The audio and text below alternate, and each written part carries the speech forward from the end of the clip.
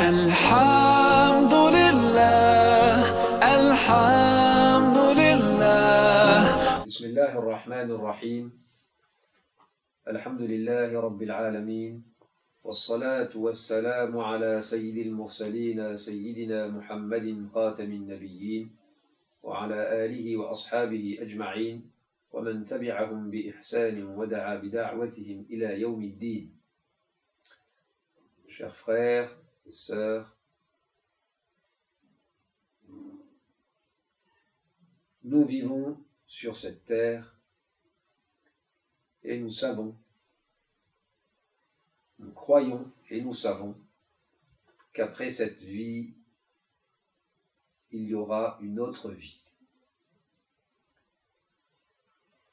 L'objectif étant d'avoir les bonnes croyances, de développer, d'acquérir les bonnes croyances et d'adopter les bonnes actions et de se préserver des mauvaises pour, avec la faveur d'Allah et sa miséricorde, accéder au bonheur dans l'autre monde. Et dans ce monde alors, eh bien dans ce monde, il y a aussi du bonheur et il y a aussi du malheur. Dans l'autre monde, le bonheur sera réservé à celui qu'Allah aura comblé de ses bienfaits, de sa faveur, aura agréé les croyances et les actions. Et le malheur, ce sera pour celui qui ne sera pas ainsi. Et dans ce monde alors, est-ce que dans ce monde, si on adopte les bonnes croyances et on fait les bonnes actions, on se préserve des mauvaises, est-ce qu'on serait préservé de tout malheur? Si nous voulons découvrir qu'est-ce que le bonheur et qu'est-ce que le malheur de l'autre monde, il nous suffit d'ouvrir le Coran. Il nous suffit de prendre connaissance de ce qu'il y a dans la Sunna sur le sujet et de découvrir ce dont il s'agit. Dans ce monde alors, qu'en est-il des bonheurs, des malheurs? Eh bien, on trouve aussi allusion à cela dans certains versets du Coran, dans certains hadiths. En vous parlant ainsi, un verset me vient à l'esprit où Allah subhanahu wa ta'ala nous enseigne de dire, de lui demander Rabbana atina fid dunya hasana wa fil akhirati hasana wa qina adhaban nar. Ô notre pourvoyeur, accorde-nous dans ce monde un bien, hasana, un bonheur, une bonne chose, wa fil akhirati hasana, et dans la vie dernière, al-akhira hasana, pareil, bonne chose, wa qina adhab an-nar, et préserve-nous du châtiment du feu. Le bonheur de ce monde, il peut être de divers domaines. En fait, il est de divers domaines. Il y a la réussite, eh bien déjà sur le plan de la santé. Vous avez des gens qui jouissent d'une excellente santé, eh bien c'est un bienfait dont ils jouissent dans ce monde et c'est un bonheur pour eux. Vous en avez d'autres qui ont une plus ou moins bonne santé, et vous en avez d'autres encore qui sont presque toujours malades, soit d'une maladie chronique mais pas très grave, soit d'une maladie chronique, grave, voire incurable. Ça, c'était sur le plan de la santé. Après, vous avez sur le plan des biens que l'on peut posséder. Quelqu'un qui rate tout ce qu'il entreprend et qui est toujours sans le sou, et il n'a vraiment pas de quoi subvenir à ses besoins, eh bien, il est dans des difficultés. Al-musiba, difficulté. Vous avez encore le bonheur familial, des bonnes relations, une bonne entente globale entre les gens de la même famille, entre le couple, déjà les deux personnes du couple, entre parents et enfants, dans la fratrie, avec les parents, avec les beaux-parents, etc., etc. Et vous pouvez réfléchir encore à d'autres choses. Vous avez la sécurité, le fait de se sentir, de jouir réellement d'une sécurité dans la société. Et puis, le fait de se sentir en sécurité lorsque l'on sort de chez soi, on ne ressent pas le risque, on ne ressent pas le sentiment, de pouvoir être agressé à tout moment. Eh bien, c'est encore un bienfait. Vous avez le fait de ne pas être atteint d'une grande calamité qui détruirait eh bien, toute la société, toute la cité. C'est encore un bonheur, le contraire étant un malheur. Qu'est-ce que le Coran nous enseigne au sujet des bonheurs et des malheurs de l'autre monde? Nous en avons déjà parlé, très brièvement au début. Et qu'en est-il alors de ces musiba, difficultés, ce mot que nous avons vu tout à l'heure? Qu'en est-il des musiba qui touchent l'homme, parfois tout un groupe d'hommes, une cité, parfois même peut-être toute l'humanité, en cette terre? Est-ce qu'il s'agit d'une punition de la part d'Allah, ou est-ce que ça n'est pas systématiquement une punition? Qu'est-ce que le Coran nous enseigne sur le sujet? Pourquoi s'intéresser à cette question? Eh bien, parce que nous voulons savoir, lorsque quelque malheur nous touche, lorsque nous avons une difficulté, par exemple sur le plan financier, une difficulté dont on ne se sort pas et qui se répète sur un laps de temps, tout ce qu'on entreprend, on ne réussit pas. Est-ce que c'est là le signe que Dieu est mécontent de nous et qu'il nous fait tout rater? A contrario, si quelqu'un réussit tout ce qu'il entreprend, en français on dit que tout ce qu'il touche devient or, est-ce que c'est le signe qu'Allah subhanahu wa ta'ala l'aime? Parfois dans la communauté, on entend dire que si tu pratiques tout ce qu'il faut de façon correcte, il ne t'arrivera plus aucun malheur. Et justement, si un malheur te touche, c'est forcément que tu as fait quelque chose de travers. Tu as fait une action qu'Allah n'aime pas, ou bien tu as oublié Allah, ou bien tu as fait une salade dans laquelle tu n'étais pas concentré. Et Allah subhanahu wa ta'ala t'a puni de cette façon-là. Est-ce que c'est vrai? Alors ici, souvent, on entend ce verset être récité. A'udhu billahi minash shaitanir rajim. وَمَا أَصَابَكُم مِّن مُّصِيبَةٍ فَبِمَا كَسَبَتْ أَيْدِيكُمْ وَيَعْفُو عَن كَثِيرٍ. Et ce qui vous atteint de difficulté, c'est à cause de ce que vos mains ont acquis. Et Dieu passe sur beaucoup. C'est un verset du Coran. À regarder le zahir, le libellé apparent de ce verset, on pourrait croire qu'effectivement, toute difficulté, puisque c'est dit ma asabakum min musiba, et ce qui vous atteint de difficulté, fabima kasabat aydikum, c'est à cause de ce que vos mains ont acquis. Et donc effectivement, ce serait ce qui ressort de ce verset. Alors, avant de traiter de cette question, on aimerait faire juste un petit rappel que tout malheur ou tout bonheur qui atteint un être humain ou un groupe d'êtres humains sur cette terre, ça se fait évidemment par la volonté de Dieu. Mais volonté, ça se dit irada en arabe. Et ceux qui ont étudié les sciences islamiques, ils savent que l'on distingue deux volontés de Dieu. La irada takwiniya, la volonté par laquelle Allah fait se réaliser tout ce qui se réalise. Ma sha'Allahu kana wa ma lam yasha' lam yakun. Ce qu'Allah a voulu, cela s'est produit, et ce qu'Allah n'a pas voulu, cela ne s'est pas produit. Du coup, tout malheur qui se produit, c'est bien qu'Allah l'a voulu. Mais c'est ce qu'on appelle la irada takwiniya. Cela allusion est faite à ce fait dans un autre verset où Allah subhanahu wa ta'ala dit Ma asaba min musibatin illa bi idnillah. C'est dans un autre verset. Une difficulté ne touche pas sans que ce soit avec la permission de Dieu. Alors je dis ça parce que je me souviens que une fois, lorsqu'il était arrivé un grand malheur qui avait touché beaucoup d'êtres humains et qui avait laissé plein de morts, de blessés, de sans-abri, un musulman m'avait écrit pour me demander comment Dieu peut-il laisser des choses pareilles se produire? bien, ce n'est pas tout à fait comme ça. C'est que si ça s'est produit, c'est qu'Allah l'a voulu. C'est la irada, ce n'est pas que quelque chose aurait échappé au contrôle de Dieu, ou bien que ça se serait fait tout seul, et Dieu a omis d'intervenir, non. Tout ma asaba min musibatin illa bi idnillah. Ça se fait par la permission takwini de Dieu. Permission, qu'est-ce que ça veut dire? Ça veut dire qu'Allah l'a voulu. Maintenant, pourquoi il l'a voulu? Est-ce qu'il l'a voulu pour punir? Est-ce qu'il l'a voulu pour châtier? Est-ce qu'il l'a voulu pour faire souffrir?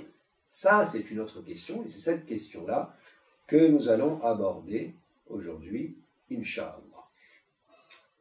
Alors, pourquoi aborder cette question-là? Parce que on entend des personnes dire que chaque fois que quelque chose te touche de malheur, eh bien, c'est que tu as fait une action de mal. Donc, tu dois te repentir. Et ils disent aussi, on entend que si un malheur t'a atteint, eh bien, c'est que tu dois te remettre en question.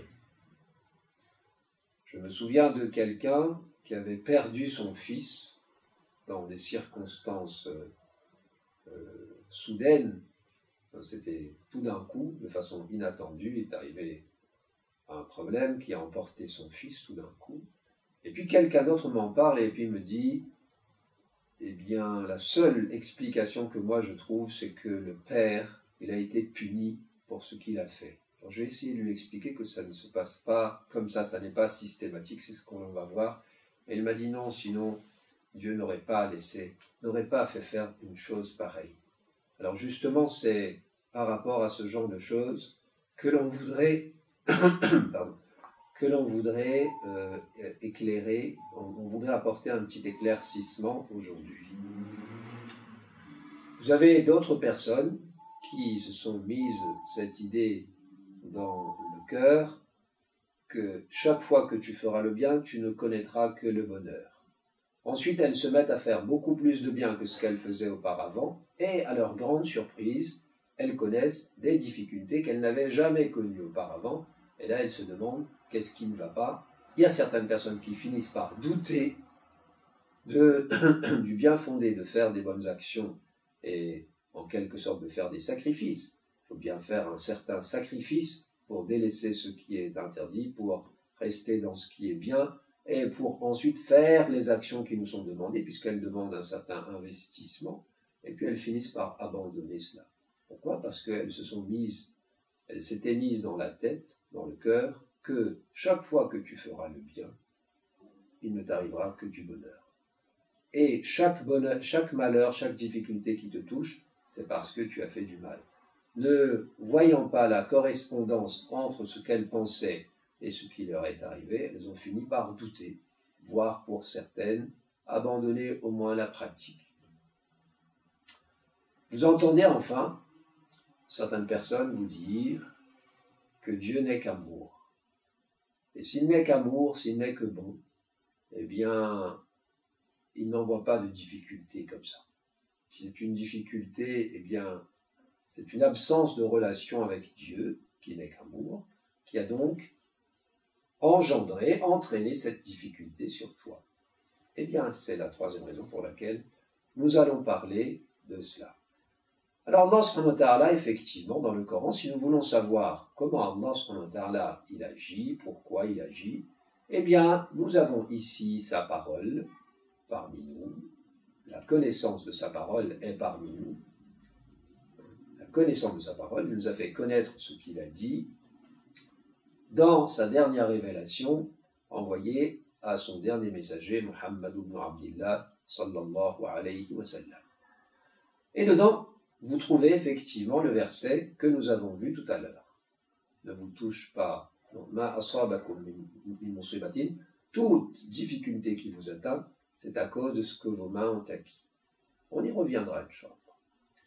Vous trouvez également, en quelque sorte comme étant le prolongement de cela, que Allah subhanahu wa ta'ala nous raconte qu'il a envoyé un châtiment de destruction sur certains groupes ou certaines personnes du passé. L'exemple le plus connu étant celui du pharaon de l'époque de Moussa, Moïse, alayhi salatu wassalam, que Dieu a fait périr dans la mer. Il y a encore bien d'autres exemples dans le Coran.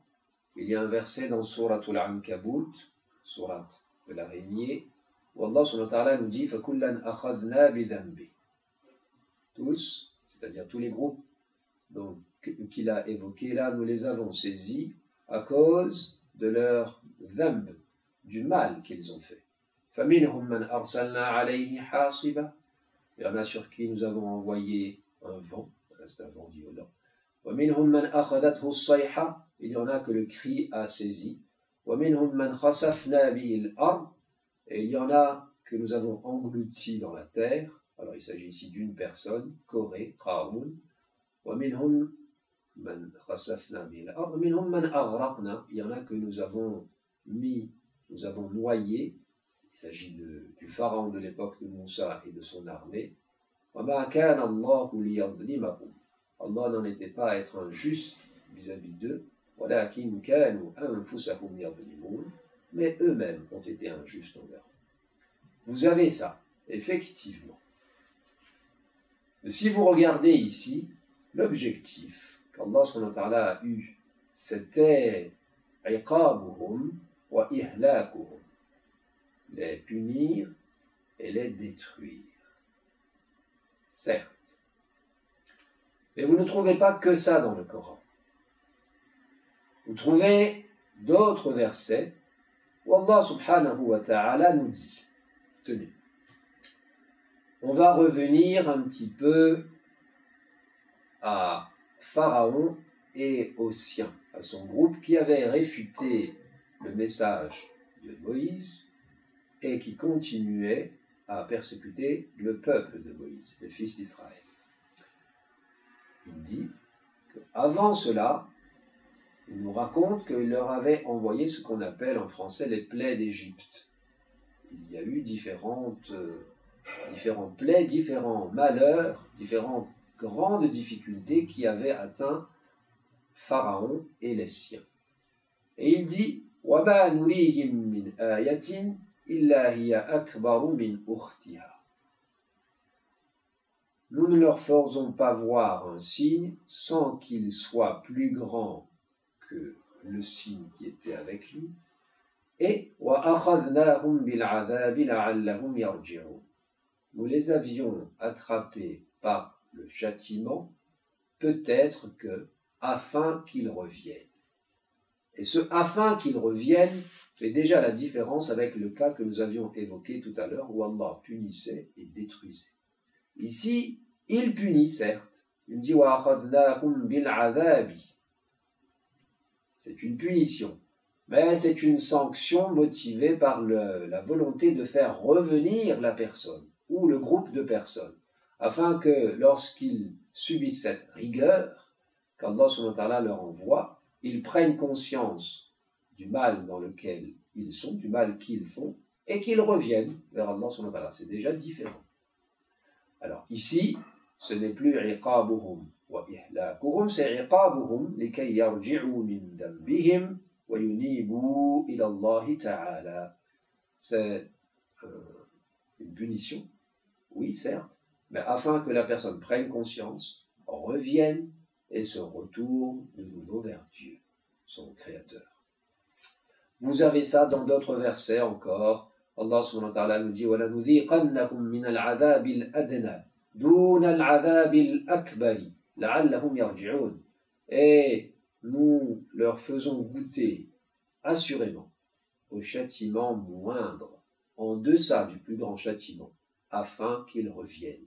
Alors d'après plusieurs commentateurs, le plus grand châtiment ici, c'est celui de la géhenne, et le châtiment moindre, il y a des commentateurs qui disent que ce sont différentes difficultés qui touchent l'être humain dans ce monde. Vous avez encore ظهر الفساد, verset très connu, في البر والبحر بما كسبت أيدي الناس ليذيقهم بعض الذي عملوا لعلهم يرجعون. Alors, al-fasad, de quoi il s'agit ici dans ce verset? Les avis des commentateurs sont différents. Mais on va prendre l'un d'entre eux, à savoir que justement ce sont des genres de difficultés matérielles qui touchent sur la terre et sur la mer à cause de ce que les mains des gens ont acquis, afin de leur faire goûter, entre parenthèses, le résultat, la conséquence d'une partie, la conséquence est entre parenthèses, afin de leur faire goûter la conséquence d'une partie de ce qu'ils ont fait, peut-être vont-ils revenir. Allah subhanahu wa ta'ala nous dit encore وَلَقَدْ أَرْسَلْنَا إِلَىٰ أُمَمٍ مِّن قَبْلِكَ. Avant toi, ô prophète, avant toi, nous avions suscité d'autres messagers auprès d'autres communautés. فَأَخَذْنَاهُمْ بِالْبَأْسَاءِ وَالضَّرَّاءِ. Entre parenthèses, des gens, une grande partie de ces cités n'avaient pas cru en ce messager. Alors, فَأَخَذْنَاهُمْ, nous les avons pris, c'est-à-dire que la rigueur, un tort, une difficulté, nous les avons pris par cela afin qu'ils implorent. لَعَلَّهُمْ يَتَضَرَّعُونَ. Allah dit فَلَوْلَا إِذْ جَاءَهُمْ بَأْسُنَا تَضَرَّعُوا. Pourquoi donc, lorsque notre rigueur est venue à eux, n'ont-ils pas imploré وَلَكِنْ قَسَتْ قُلُوبُهُمْ, mais leurs cœurs se sont endurcis.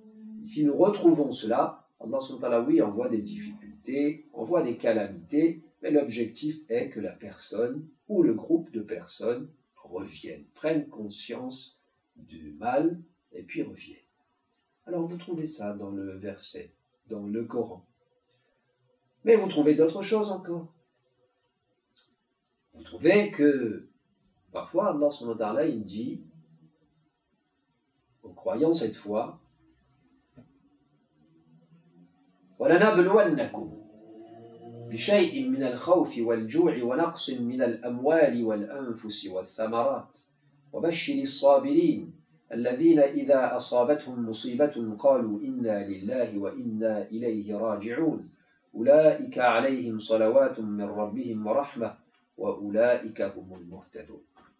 Nous vous éprouverons assurément par quelque chose de la crainte, de la faim, d'une diminution des biens, des personnes et des fruits. Et donne la bonne nouvelle à ceux qui sont patients, qui disent lorsqu'un malheur les atteint, Inna lillahi wa inna ilayhi raji'un. Certes, nous sommes à Dieu et à lui nous retournerons. Sur ceux-là sont les bénédictions venant de leur pourvoyeur, ainsi qu'une miséricorde, et eux sont les bien guidés. Alors ici, on ne retrouve plus la même chose. Ici, il n'est pas dit que c'est à cause de ce que leurs mains ont fait. C'est une épreuve. Effectivement, sur cette épreuve, Allah subhanahu wa ta'ala, il envoie des épreuves. Pourquoi? On va y revenir. Je parle de ces épreuves-là qui ne sont pas motivées par le fait que la personne a fait un péché, un grave péché particulier, ou bien qu'il y a un grave péché particulier qui a été fait collectivement, ou bien qu'il y avait une fausse croyance, ou bien qu'il y avait du shirk. Non, ici c'est al-balwa, l'épreuve. Et Allah subhanahu wa ta'ala dit وَبَشِّرِ الصَّابِرِينَ. Donne la bonne nouvelle à ceux qui font preuve de patience. Qui sont-ils? Ceux qui, lorsqu'une difficulté les atteint, disent à Dieu nous appartenons et à lui nous retournons.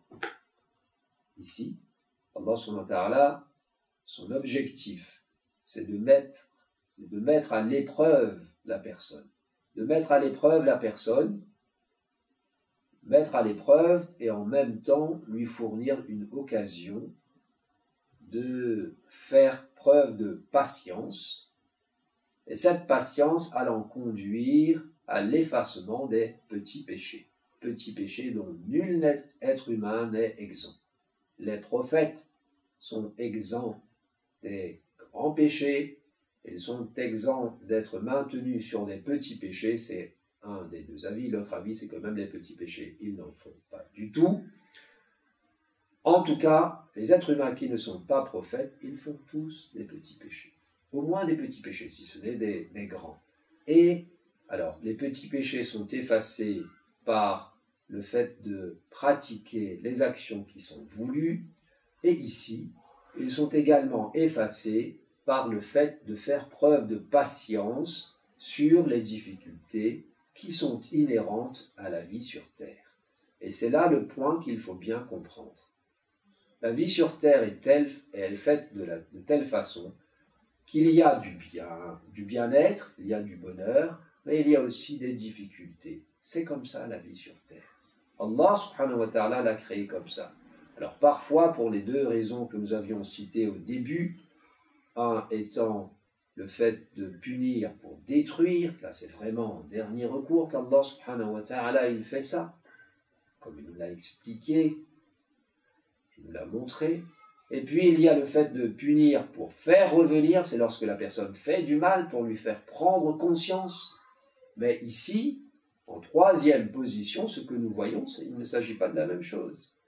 Il s'agit du fait que c'est inhérent à la vie sur terre qu'il y ait des difficultés. Et là, vous pouvez de nouveau penser aux prophètes, alayhimu salatu wassalam. Eux-mêmes ont connu des difficultés d'ordre temporel. Et ce n'est pas qu'Allah subhanahu wa ta'ala a été mécontent contre eux. Au contraire, il a même dit أم حسبتم أن تدخلوا الجنة ولما يأتكم مثل الذين خلوا من قبلكم. Aviez-vous pensé, ou bien est-ce que vous aviez pensé que vous entreriez au paradis alors que ne vous est pas encore venu chose semblable à ce qui est venu aux gens qui sont passés avant vous? مستهم البأساء والضراء وزلزلوا.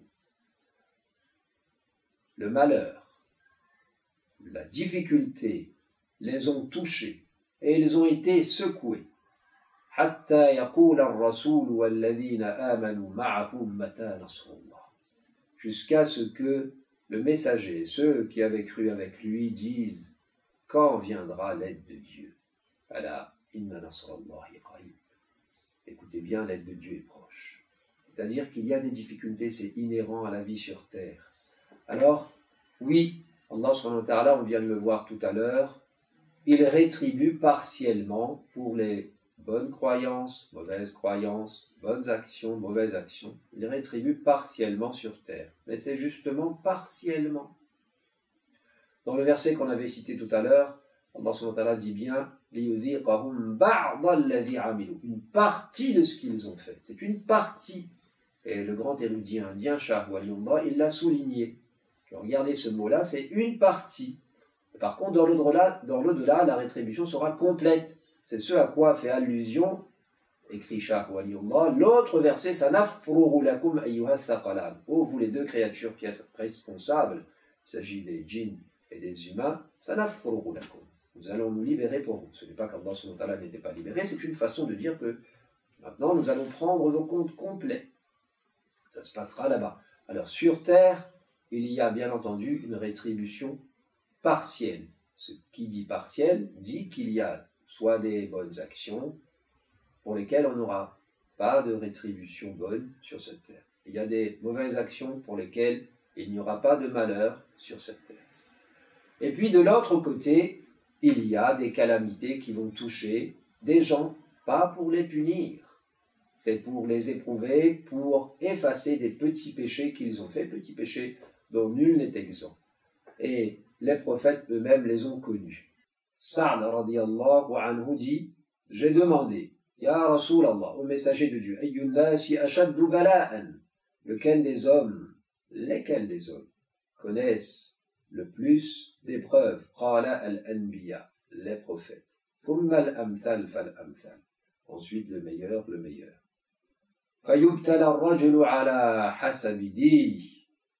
L'homme est mis à l'épreuve selon son degré de dîme. فإن كان دينه صلبا اشتد بلاؤه وإن كان في دينه رقة ابتلي على حسب دينه. Si il est ferme, son dîn est ferme, alors l'épreuve qui le touche est forte. Et si dans son dîn il y a une certaine riqa, c'est-à-dire qu'il y a une certaine petite légèreté, eh bien il est mis à l'épreuve selon son dîn. فما يبرح البلاء بالعبد. L'épreuve ne cesse de toucher le serviteur jusqu'à ce qu'elle le laisse marcher sur la terre de telle sorte qu'il n'a plus de péché. Ce hadith a été rapporté par At-Tirmidhi. Et vous avez encore d'autres hadiths qui disent un peu la même chose. Alors si la personne n'a pas de péché, comme c'est le cas pour les prophètes, eh bien ce genre d'épreuve contribue, par le biais de la patience qu'ils vont faire dessus, ça contribue à les élever encore plus auprès d'Allah subhanahu wa ta'ala.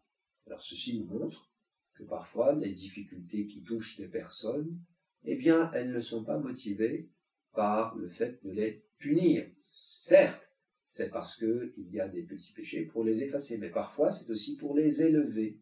Et c'est aussi dû au fait que sur terre, eh bien, les choses fonctionnent comme cela. Vous avez par exemple, Allah subhanahu wa ta'ala, il a tout créé.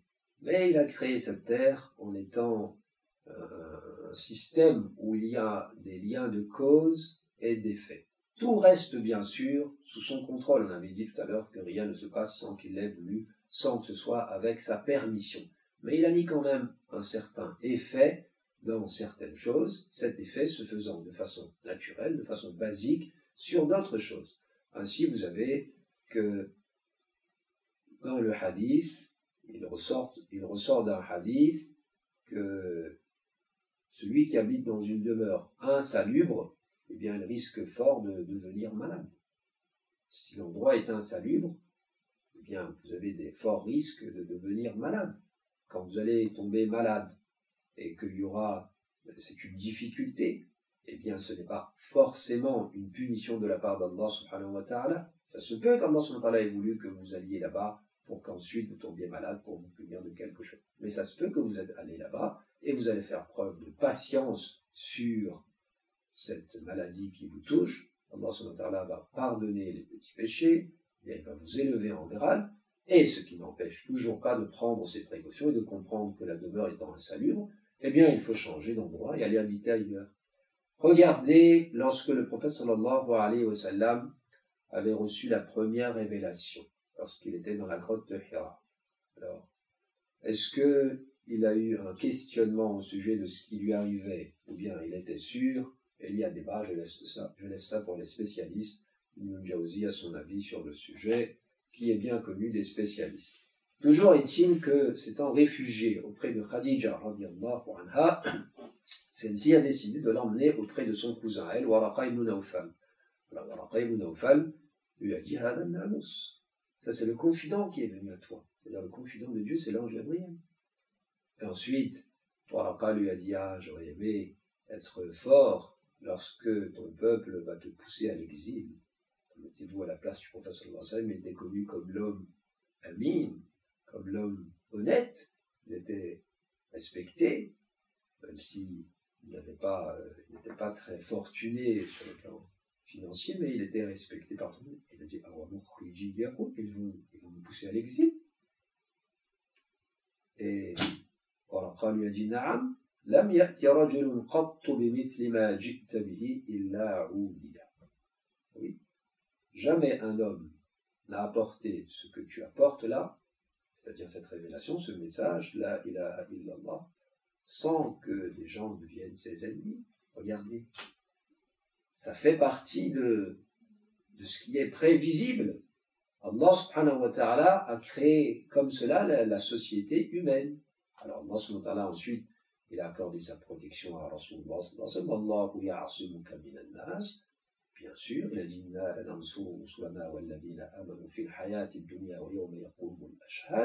mais ceci nous montre que sur terre, il y a certaines difficultés qui arrivent à certaines personnes. Parfois, ce sont des punitions, parfois non, ça relève de l'épreuve naturelle, et naturelle parce que c'est la façon par laquelle se déroulent les causes et leurs effets sur terre. Vous avez par exemple, il y a un sahabi comme ça, il s'appelle Urwa. Oui, je crois que c'est ça. Et le prophète sallallahu alayhi wa sallam l'avait chargé d'aller acheter une chèvre pour lui et lui avait donné une pièce de la part du prophète pour l'acheter. Et qu'est-ce qu'il a fait? Il a fait une bonne affaire. Il a pu acheter 2 chèvres pour le prix de cette pièce. Il a pu revendre une chèvre et il est revenu avec le prophète avec une chèvre plus la même pièce. Alors le prophète était très content et lui a donné un doigt de bénédiction. Alors lui, regardez, après on dit que il réussissait comme ça dans beaucoup de choses. Il était doué pour réussir. Il avait ce don-là. Alors il y a eu le doigt du prophète sallallahu alayhi wa sallam ensuite, mais il a ce feeling. Il y a des gens qui ont ce feeling pour réussir dans les affaires. Alors tant qu'il reste dans le licite, alhamdulillah. Et puis vous avez un autre sahabi qui s'appelle Munqid, Ibn Amr. Lui, il avait eu un petit problème, il avait eu une blessure auparavant à la tête. Et souvent, lorsqu'il faisait des transactions, eh bien, il faisait des mauvaises affaires. Alors le prophète sallallahu alayhi wa sallam a dit, Qul la khilaba, wa li al-khiyaru thalathata ayyam. Il lui a dit, pas de tromperie, et puis j'aurai le choix pendant 3 jours. C'est un sahabi, et les sahabas sont les hommes les plus pieux de cette umma. Bon, il n'était pas doué pour les affaires, comme on le voit ici. Alors, de nouveau, c'est de l'ordre du prévisible. N'étant pas doué pour les affaires, il va avoir des problèmes. Le prophète m'a dit, tu peux mettre ce qu'on appelle khiyar ou shart, à savoir, j'aurai le droit de me rétracter pendant 3 jours. Et c'est comme ça. Et vous avez enfin un dernier cas où Allah subhanahu wa ta'ala, il met volontairement à l'épreuve. Il met volontairement à l'épreuve, cette fois-ci, ce n'est pas seulement pour le sabr ala al-musiba, faire preuve de patience sur la difficulté qui atteint, mais c'est pour mettre à l'épreuve par rapport à la fermeté dans le din, dans le iman, dans la foi, pour voir si la personne continue à adhérer ou pas. Allah subhanahu wa ta'ala nous a parlé de ce cas de figure en disant أَحَسِبَ النَّاسُ أَن يُتْرَكُوا أَن يَقُولُوا آمَنَّا وَهُمْ لَا يُفْتَنُونَ. Est-ce que les gens ont cru? Est-ce que les gens ont-ils pensé qu'ils seront laissés à dire nous avons apporté foi et ils ne seront pas mis à la tentation? وَلَقَدْ فَتَنَّا الَّذِينَ مِنْ قَبْلِهِمْ. Nous avions mis à la tentation, dit Allah, ceux qui étaient avant eux. فَلَيَعْلَمَنَّ اللَّهُ الَّذِينَ صَدَقُوا وَلَيَعْلَمَنَّ الْكَاذِبِينَ. Aussi, assurément, Allah saura qui sont ceux qui étaient véridiques, c'est-à-dire lorsqu'ils disaient Amanna, nous avons cru en toi, et qui étaient les menteurs. Parce que parfois nous on dit, et alhamdulillah, nous devons dire Amanna, mais c'est l'épreuve qui met comme ça. Alors la tentation ici peut s'agir d'une tentation par les choses qui nous tentent dans la vie de tous les jours. Il y a également certaines fitnas, certaines tentations qui sont présentes dans le Coran lui-même. Allah subhanahu wa ta'ala, il dit que وَمَا جَعَلْنَا الرُّؤْيَا الَّتِي أَرَيْنَاكَ إِلَّا فِتْنَةً لِلنَّاسِ وَالشَّجَرَةَ الْمَلْعُونَةَ فِي الْقُرْآنِ. Par exemple, il avait parlé du voyage céleste que le prophète sallallahu alayhi wa sallam a fait, de ce qu'il a vu à cette occasion-là. Vous connaissez le voyage céleste à l'Isra ou al Mi'raj. Et puis, de Az-Zaqoum, alors ça a constitué une certaine tentation. Tentation comment? Une certaine épreuve. Par là, il y a certaines personnes qui ont douté à l'époque. C'est vrai, ce qu'il nous dit là, il nous dit comme ça qu'il a voyagé. C'est des choses comme ça. Alors ça aussi, c'est une tentation. Ici, il y a la tentation au quotidien et il y a les épreuves. Imaginez que quelqu'un, il accepte le din, il entre dans l'islam, il accepte le iman, et après cela, il a épreuve sur épreuve. Il connaît épreuve sur épreuve. Ce n'est pas qu'Allah est en train de le punir, c'est qu'Allah subhanahu wa ta'ala le teste. Alors il faudra qu'il fasse preuve de patience sur les difficultés, et qu'il fasse preuve de patience. Il y a as-sabru ala al-musiba, la patience sur la difficulté, il y a as-sabru ala al-din, ala al-ta'a, qu'il reste ferme en disant que cette épreuve-là, Allah subhanahu wa ta'ala me teste. Et Inch'Allah, avec son aide, je pourrai continuer. Ceci nous montre, après avoir fait ce petit passage en revue, que toute difficulté qui touche soit un groupe d'humains, soit un être humain, ça n'est pas toujours une punition. Parfois ça l'est, parfois ça ne l'est pas, c'est une épreuve. Quand c'est une épreuve, parfois Allah subhanahu wa ta'ala, il nous teste volontairement en mettant en place les éléments qui nous testent, et parfois c'est lié simplement au système qu'il a mis en place, qui reste bien sûr sous son contrôle. Alors, Shah Waliullah, il a parlé de cela aussi, et il a dit que il y a en même temps une certaine rétribution partielle pour ce qu'on fait, ce qu'on croit, et en même temps, il y a le système des causes à effet qui est inhérent à la vie sur Terre. Là, je me souviens d'un passage dans la Sira où il est relaté que les Mécois un jour ont convoqué le prophète sallallahu alayhi wa sallam pour lui dire pourquoi tu fais cette prédication-là, qu'est-ce que c'est, tu nous as perturbés, tu as amené quelque chose de nouveau, etc. Il lui a demandé ils lui ont dit qu'est-ce que tu veux en faisant ça, est-ce que c'est de l'argent que tu veux, est-ce que c'est le pouvoir que tu veux, etc. Et puis à un moment, lorsque le prophète sallallahu alayhi wa sallam leur a dit que non, c'est pas ça, il y a une autre histoire comme ça, avec une personne qui était venue, avec un Walid. Ça, c'est une autre histoire, que je raconte une autre histoire là, où ils vont convoquer tout un groupe. Et puis après, ils me disent, regarde le pays dans lequel on vit. Et oui, c'était la Mecque. C'est aride, alors ils m'ont dit, c'est très resserré entre les montagnes, et puis il n'y a pas d'eau, c'est difficile, la vie est difficile ici. Bien, si c'est vraiment Allah qui t'a envoyé, qui t'a suscité ici, tu es son messager, eh bien, demande-lui qu'il aplanisse, qu'il ouvre un peu cette terre, qu'il fasse jaillir ici des rivières, comme il y en a là-bas, à Cham, en Syrie. Le prince leur a répondu que je n'ai pas été envoyé avec cela. Alors regardez, c'est inhérent, vous êtes dans le désert. Vous êtes dans le désert, bien sûr, mais il y a la baraka ensuite, il y a l'acceptation du dîme, à l'acceptation, au fait de faire des bonnes actions. Mais il y a certaines choses, c'est comme ça, on est dans le désert, et dans le désert, la vie est aride, la vie est plus difficile que si on vit dans une contrée plus verdoyante. Ceci nous amène enfin à dire que même si certaines difficultés qui nous touchent ne sont pas liées ne sont pas motivées par le fait de punir, nous, en tant qu'êtres humains croyants en Dieu, bien entendu, dès qu'il y a une difficulté qui nous touche, en plus de la patience, il nous faut nous tourner plus encore vers Allah subhanahu wa ta'ala, et le prier, l'implorer, lui demander de nous faire passer et de faire disparaître cette difficulté. Avec le sabr, toujours se tourner vers Allah subhanahu wa ta'ala. Ça, c'est le premier point. Il ne faut pas oublier cela. Pourquoi? Parce qu'on a dit, bon, tout n'est pas une punition, mais il n'empêche qu'il faut toujours se tourner vers Allah. Après, vous avez des cas où c'est vraiment une punition. Et certains cas, la personne ressent que j'ai fait telle action de mal, aujourd'hui, eh bien, Allah subhanahu wa ta'ala m'a envoyé cette punition pour me faire revenir. Alors, c'est une volonté de faire revenir. Vous avez surtout des cas comme ça, lorsque quelqu'un agit injustement envers quelqu'un d'autre. Il y a une dame comme ça, elle avait accusé Saïd ibn Zayd ibn Amr ibn Nufayl d'avoir usurpé une partie de son terrain.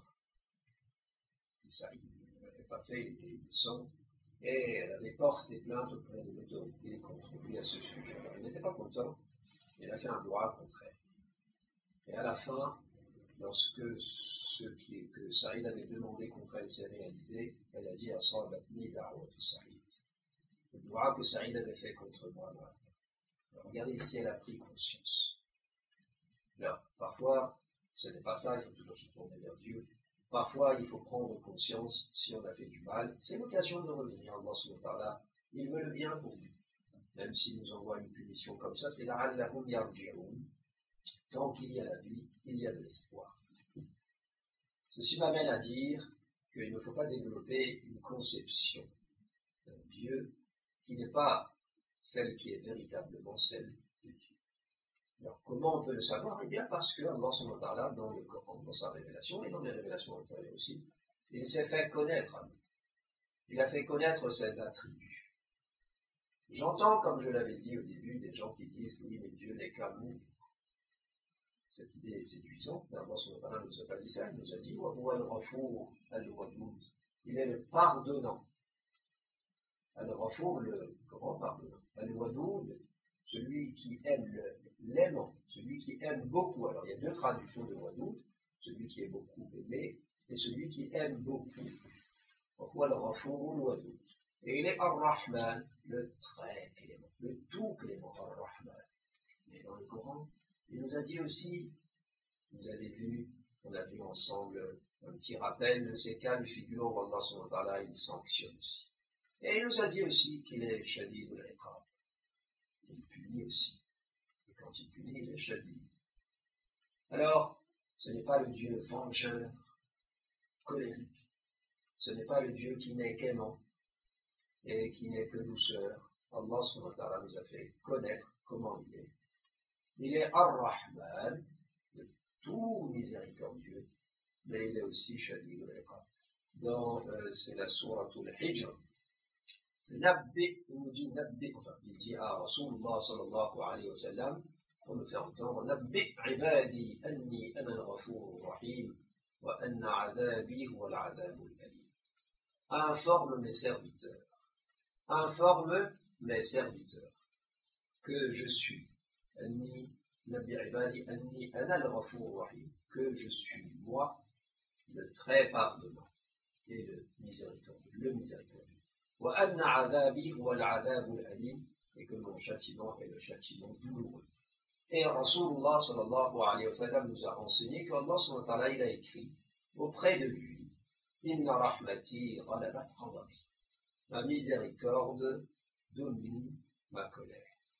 Dans notre version, Inna rahmati sabaqat ghadabi, elle a dépassé ma colère, elle dépasse ma colère.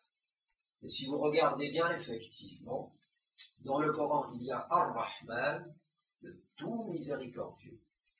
Et il y a Ghadiballahu alayhim. Allah s'est mis en colère contre un groupe dont il parle. Allah s'est mis en colère contre eux. Mais il n'y a pas parmi ces asma sifat Al-Ghadban. Il y a Ar-Rahman, le tout miséricordieux. Il n'y a pas Al-Ghadban, le grand colérique. Il n'y a pas. Oui, dans le hadith, vous avez au sujet de quelqu'un qui aura fait tel grand péché, il y a laqiyallaha yawm al-qiyamati wa huwa alayhi ghadban. Il sera en colère contre lui, mais c'est précisé contre lui. Il n'y a pas parmi ces noms al-asma ou sifat, il n'y a pas al-ghadban. Par contre, il y a ar-rahman. Alors c'est le Dieu de miséricorde, bien sûr, le tout miséricordieux, mais qui aussi, parfois, il châtie, parfois, il punit. Et il se met en colère. Il se met également en colère. Il y a parmi ces sifat fi'liya, c'est pour ça que quand nous avons une conception comme ça, il nous faut la recadrer par rapport à ce que le Coran nous dit, par rapport à ce que la Sunna nous dit. Alors peut-être que nous avons appris, ou bien entendu, ou bien considéré les choses de façon moins nuancée, ou bien totalement différente de ce que nous venons de voir au travers du Coran et des hadiths. Cela ne fait rien. Il ne faut pas hésiter à nuancer ce qu'on pensait, à rectifier et à compléter. C'est comme cela que l'on progresse. On avait appris certaines choses, on en découvre d'autres à travers le Coran et les hadiths. Reste un verset, celui qu'on avait cité au tout début. Ma asabakum min musiba فَبِمَا كَسَبَتْ أَيْدِيكُمْ وَيَعْفُو عَنْ كَثِيرٍ. Ne vous touche une difficulté, et ce qui vous atteint de difficulté, c'est à cause de ce que vos mains ont acquis. وَيَعْفُو عَنْ كَثِيرٍ. Si vous regardez l'apparent de ce verset, il semble bien que toute difficulté, c'est à cause de péché qu'on a fait. Mais un célèbre commentateur du nom de Al-Baydawi, il dit ce verset est spécifique à ceux qui ont commis la faute. On avait parlé de ça au début, vous avez vu Pharaon par exemple, et encore d'autres cas. Vous avez également ce qu'on avait mentionné en deuxième partie, à savoir qu'il y a des punitions qui sont motivées par le fait de faire revenir la personne. Et c'est quand même à cause de ce qu'elle a acquis. Al-Baydawi dit, ce que ce verset mentionne là, c'est particulier à eux.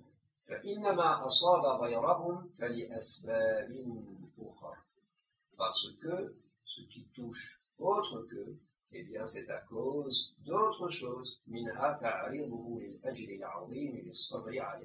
Parmi ces autres causes, il y a la volonté L'objectif d'Allah subhanahu wa ta'ala étant de l'exposer à la grande récompense pour la patience que cette personne fera face à la difficulté.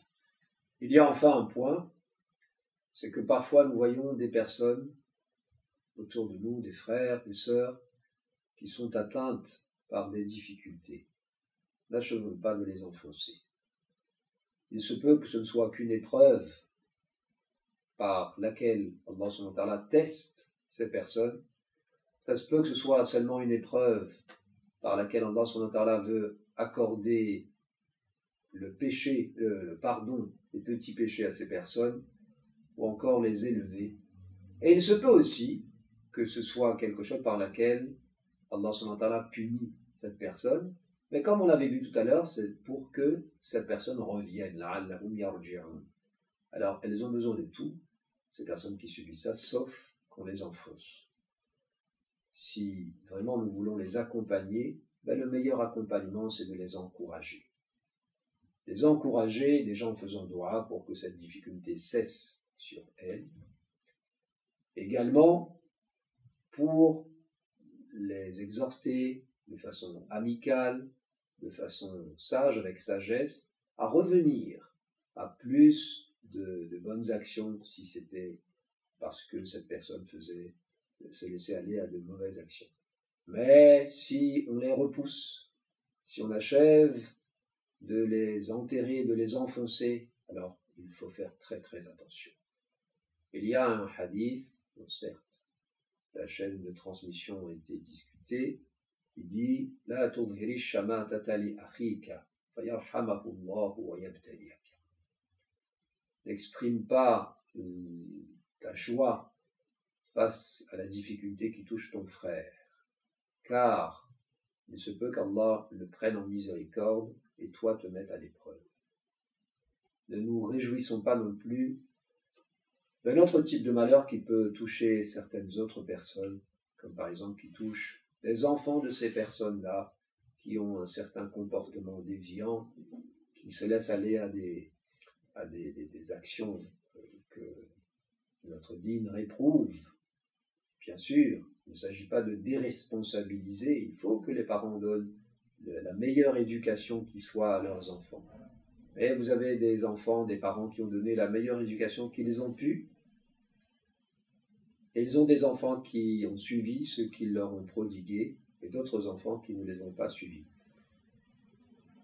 Il faut avoir du tarahum, de la compassion pour ces parents-là, surtout lorsqu'ils souffrent à cause de ce que leurs enfants font.